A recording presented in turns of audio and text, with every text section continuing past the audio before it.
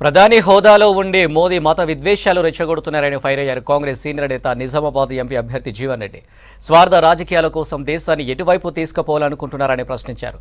RTC బస్సుల్లో మహిళలకు free journey Modi తప్పుపట్టడం ఏంటన్నారు. దేశంలో బుల్డోజర్ కల్చర్ను తెచ్చిందే బీజేపీ అని మండిపడ్డారు. ఫైజాబాద్ కోర్టు తీర్పును గౌరవించి 1989లో అప్పటి ప్రధాని రాజీవ్ గాంధీ అయోధ్య రామ్లల్లా గేట్లు తెరిచారని గుర్తు చేశారు.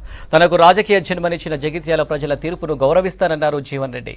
ప్రధానమంత్రి హోదాలో మత విద్వేషాలను రెచ్చగొట్టేటువంటి ప్రసంగాలు చేయటం అంటే కేవలం దురదృష్టకరమే కాకుండా బాధ్యతారాహిత్యంగా పేర్కొనకు తప్పదని చెప్పంటున్నాను. ప్రార్థనా మందిరాలను పరిరక్షింపజేయబడే విధంగా మత సామరస్యానికి కట్టుబడి ఉన్నటువంటి ఒక ఏకైక రాజకీయ పార్టీ కాంగ్రెస్ పార్టీని చెప్పక తప్పదని చెప్పంటున్నాను.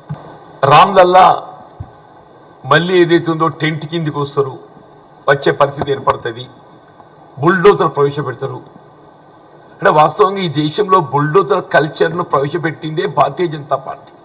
అయోధ్య రామ మందిర్ రామ్లల్లా దర్శనానికి ఏదైతుందో అనుమతిని ఇచ్చింది, వీళ్ళ దేవాలయ గేట్లు ఓపెన్ చేసింది రాజీవ్ గాంధీ ప్రధానమంత్రి గారు ఉండగా అని చెప్పి అంటున్నాను.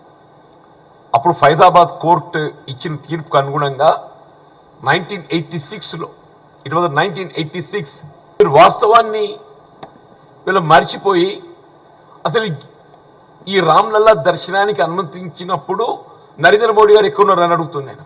వాస్తవాలు కన్మరుగు చేద్దామని చెప్పినట్టు కన్మరుగు కావు అని చెప్పంటున్నాను నేను. కాంగ్రెస్ పార్టీ ఎప్పుడైనా అప్పుడే కానీ ఇప్పుడే కానీ మత సామరస్యానికి ప్రతీకగా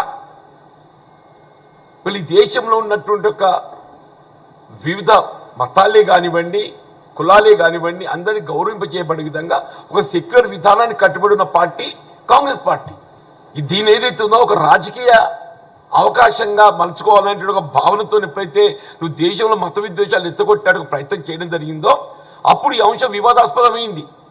అదర్వైజ్ ఏదైతే ఉందో అసలు ఈ మందిర నిర్మాణం రాజీవ్ గాంధీ గారు ప్రధానమంత్రిగా 89లో తిరిగి వచ్చి ఉన్నట్టయితే ఈ మందిర నిర్మాణం 2 దశాబ్దాల ముందు జరిగి ఉండే. వీళ్ళ దేశంలో ఏదైతుందో ఒక ధార్మిక బోధన, ఒక ధార్మిక చింతన ప్రజానీకానికి కల్పింప చేయాలని ఆలోచన చేసింది రాజీవ్ గాంధీ గారు అని చెప్పి అంటున్నా. శ్రీరామచంద్ర ప్రభువును ఆరాధించడం అనేది ఏదైతుందో ఇది హైందవ సాంప్రదాయం అని చెప్పి అంటున్నా, హిందూ సాంప్రదాయం అని చెప్పి అంటున్నా. ఒక ప్రధానమంత్రి ఎన్నికల కమిషన్ నిబంధనలను అసలు గౌరవించడంలో ప్రథముడుగా ఉండవలసింది ఎవరు? భారత ప్రధాని. అటువంటి భారత ప్రధాని నోటంట ఇటువంటి వాక్కులు రావడం బట్టి ఆశ్చర్యం ఉంటుందని చెప్పి అంటున్నా. ఇప్పటికైనా ఏది ఇస్తుందో లెట్ హిమ్ టేక్ బ్యాక్